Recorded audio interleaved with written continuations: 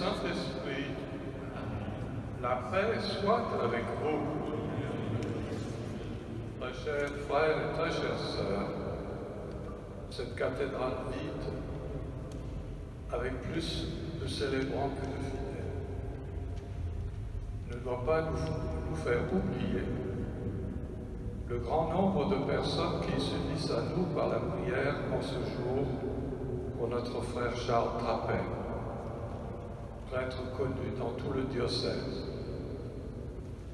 membre du chapitre, vice-doyen du chapitre, qui a sillonné la Côte d'Or en long et en large, et qui laisse un souvenir profond dans le cœur de tous ceux qu'il a rencontrés.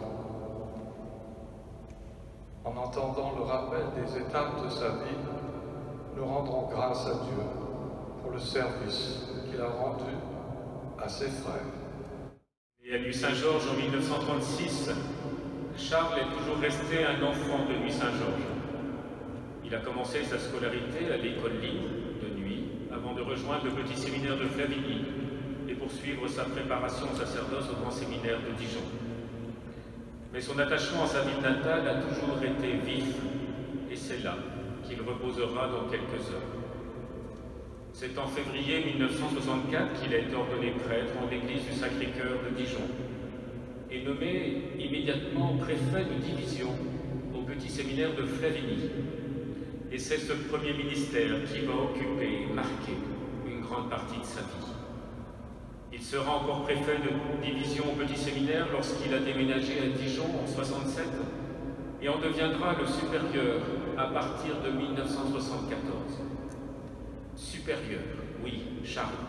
Mais Charles n'a jamais été autoritaire, nous le savons bien. Les décisions à prendre lui ont toujours été difficiles, mais l'autorité, il l'a acquise naturellement auprès de tous les jeunes qu'il a accueillis et accompagnés au petit séminaire et qui sont restés profondément marqués par le prêtre qu'il était. Depuis l'annonce de son décès, beaucoup ont tenu à nous transmettre leurs témoignages pour dire combien Charles Trappet a été important pour leur vie et pour leur foi.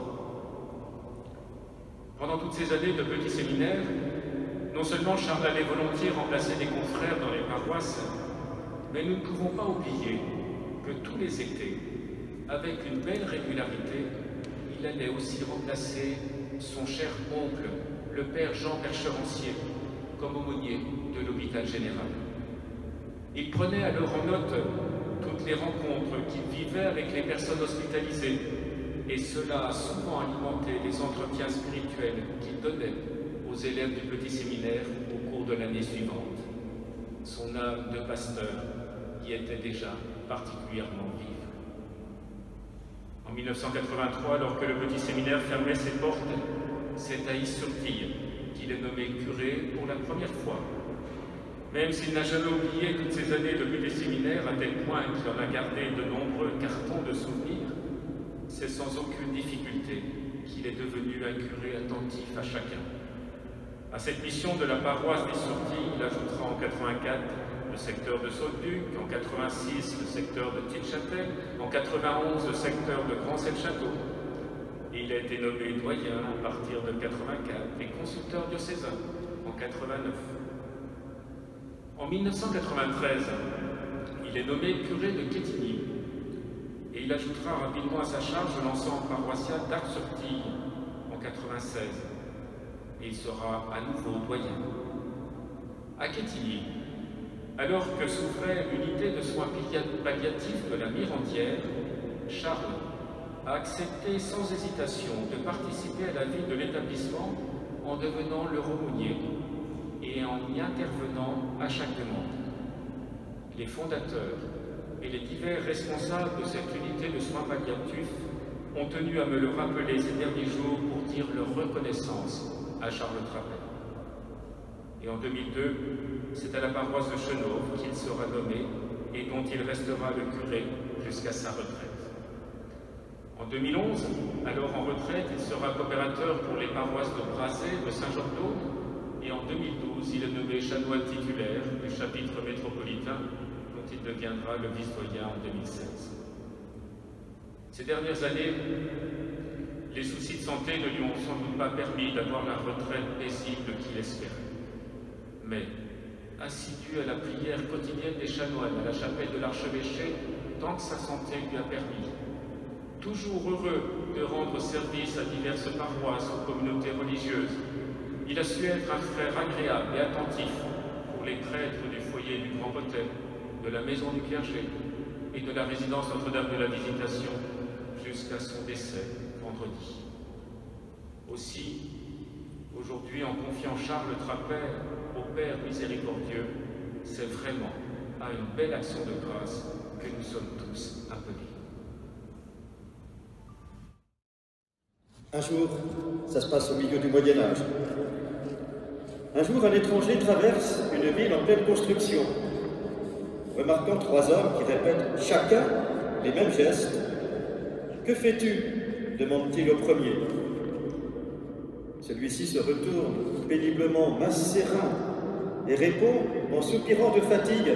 « Tu vois bien, je prends une pierre ici, je la pose là, j'ai mal au dos, ça me tire dans les jambes. » L'étranger se tourne vers le deuxième artisan. « Et toi, que fais-tu » Celui-ci répond, « Tu vois, je construis un mur. J'ai déjà fait un premier mur, mais je crois qu'il s'est écroulé. » L'étranger se tourne enfin vers le troisième artisan. « Et toi, que fais-tu » Le regard rempli de fierté et d'enthousiasme, l'artisan se redresse et déclare « Moi, je construis une cathédrale. » Chacun des 3 artisans exprime une part de la vie de Charles.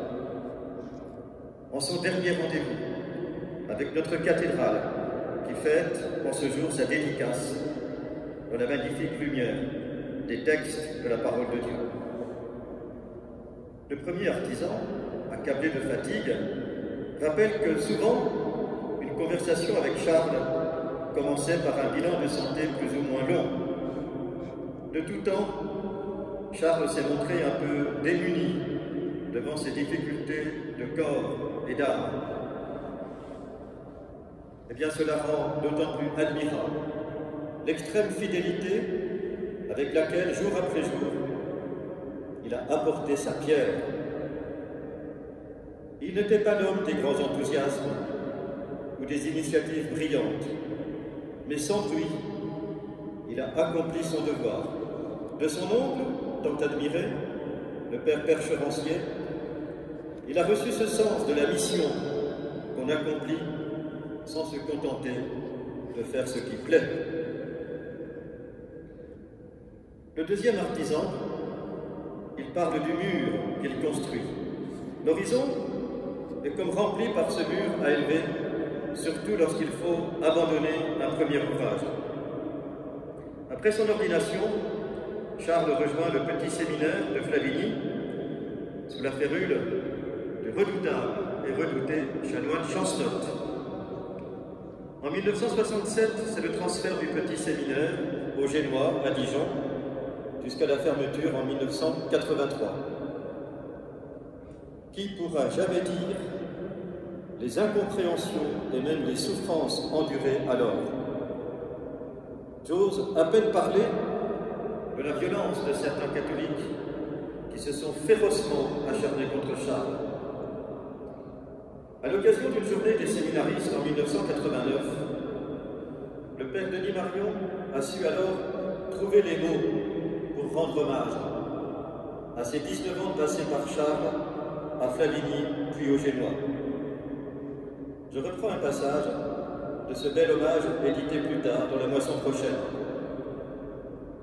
Ils sont un peu tes fils, tous ces jeunes que tu as marqués au temps de leur adolescence, des pères de famille, mais aussi des prêtres, Michel Fraduro, Raoul Mutin, Bernard Carr, Yves Faux et Ricardier, et le dernier qui sera ordonné cette année, Éric Millot. Ils sont ta joie, ta couronne, ta gloire pour le jour du Christ. En citant saint Paul aux Philippiens, Denis Marion nous met devant l'éternité. Charles, ce jour du Christ, il est venu pour toi, en attendant de venir pour tous au terme de l'histoire. Et ce jour du Christ te redonne tout ce que tu as fait, même si tu as pu avoir l'impression, à certains moments, d'avoir travaillé en vain. Il faut citer à nouveau saint Paul, tu n'auras pas couru pour rien, ni peiné pour rien. En 1983, après la fermeture définitive des Génois, Charles fait ses premiers pas comme curé de paroisse. Il a fallu de longues semaines pour comprendre qu'il y a plusieurs façons de construire une cathédrale. Il a fallu de longs mois pour retrouver le plaisir de marcher dans la nature, d'admirer les vignes de Nuit Saint-Georges, de bêcher au petit matin le jardin du presbytère. Et chaque fois que le diocèse t'a proposé une nouvelle charge, tu as accepté, sans broncher, de changer à nouveau, toujours disponible, sans rien refuser, sans rien demander. C'est vraiment une cathédrale que tu construisais, et pas seulement ton petit bout de mur ou ton petit coin de chapelle. Un des grands moments de cette mission au service du diocèse, ce fut en août 1988, lorsqu'il te revint de prêcher le pèlerinage diocésain à Lourdes sur le thème avec Marie dans l'église En Marche. Pendant près d'un mois, chaque matin, tu as consacré plusieurs heures à rédiger toutes tes interventions en relisant ce concile Vatican II qui t'a tant marqué.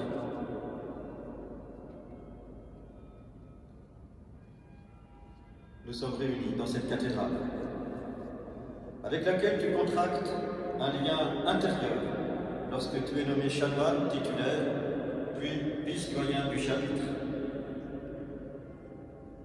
Ce lien exprime aussi ce que tu as été dans notre presbytérium. Un homme de paix, surtout à l'heure des divisions et même des oppositions. Jamais tu n'as versé d'huile sur le feu de nos conflits. Cette manière d'être n'était pas seulement une question de tempérament, mais une attitude de foi. Foi en notre Église diocésaine. Foi au Christ, dont le corps ressuscité est le véritable sanctuaire capable d'accueillir l'humanité. En te remerciant, Charles, nous adressons aussi notre reconnaissance à tes deux nièces qui t'ont accompagné jusqu'au bout, non seulement de leur affection, mais aussi de leurs compétences.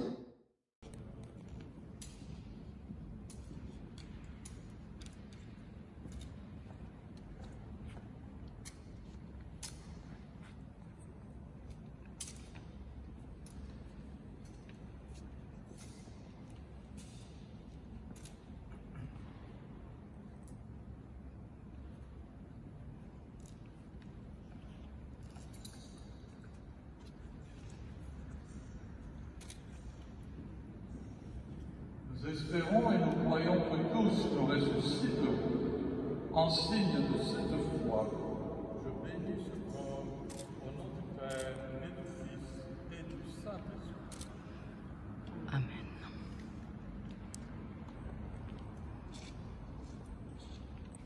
Père très bon, nous remettons entre tes mains l'âme de notre frère, dans l'espérance que tous ceux qui reposent dans le Christ ressusciteront pour être toujours avec lui.